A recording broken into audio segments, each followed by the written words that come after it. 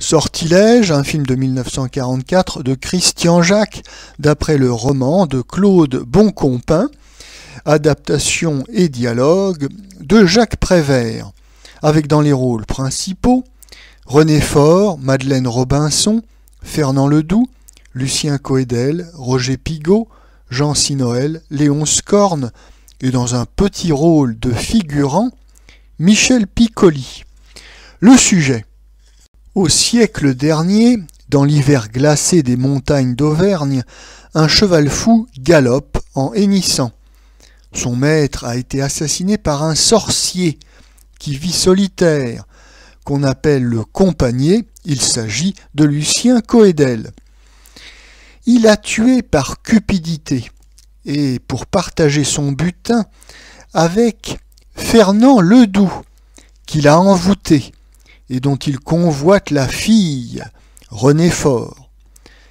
Mais un jeune bûcheron, Roger Pigaut, aime aussi René Faure.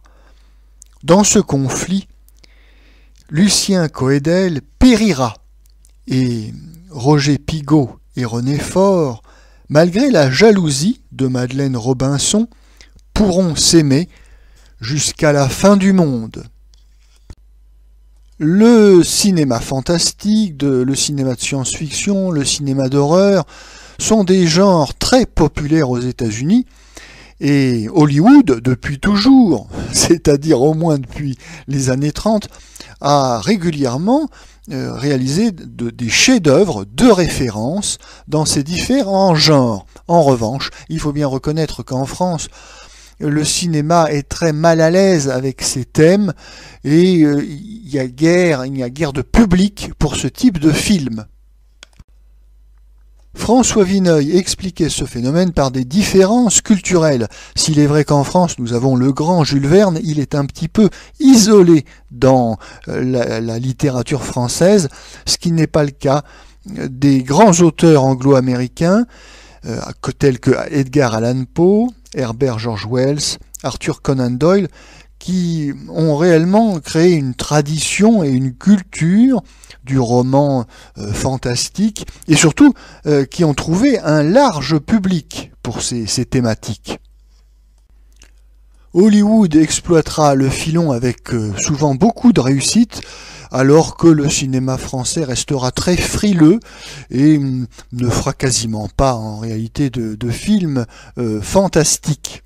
Mais le succès du conte fantastique Les Visiteurs du Soir en 1942 semble changer un petit peu les choses.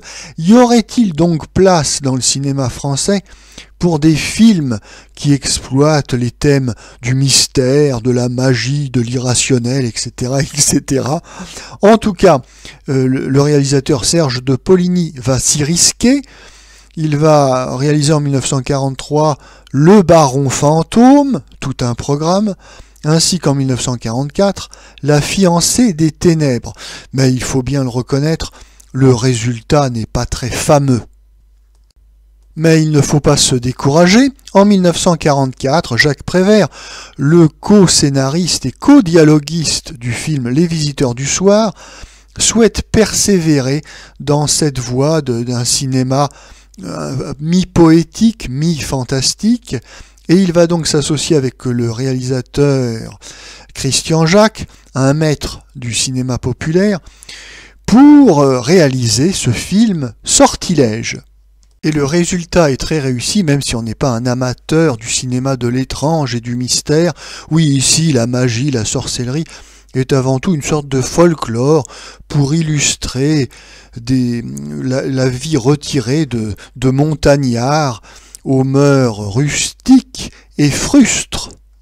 Il faut dire aussi qu'avec Christian Jacques, il y avait peu de risques que Sortilège s'égare sur les chemins de l'ésotérisme et de l'élitisme. Non, ici on a affaire à un bon petit film d'aventure qui joue sur un aspect spectaculaire, bien sûr, de l'histoire, mais rien qui puisse rebuter le spectateur lambda. On apprécie l'ambiance rustique et un peu sauvage du film, mais on notera que Christian Jacques aurait pu s'abstenir d'un certain nombre de cadrages obliques, oui, les plans inclinés censés accentuer l'aspect mystérieux et étrange du film sont déjà démodés en 1944 et ne font que dater inutilement le film. Sortilège est servi par une très bonne distribution, au premier rang de laquelle on distinguera Lucien Coëdel, qui ne tournera pas moins de 5 films avec Christian Jacques, avant de disparaître prématurément en 1947 d'un accident de chemin de fer, je crois. En tout cas, oui, Lucien Coëdel était un très bon acteur, populaire et très naturel dans son jeu.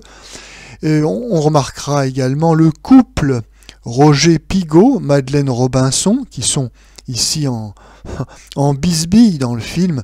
C'est une reconstitution d'un couple cinématographique, bien sûr, celui de Douce, de Claude Autant-Lara. Et enfin, s'agissant de cette distribution, on ne peut pas laisser sous silence la très amusante prestation de l'acteur Sinoël, un second rôle très connu dans le cinéma français des années 30 et 40, oui, Sinoël qui joue ici le rôle d'une grand-mère qui danse la bourrée auvergnate avec beaucoup d'entrain.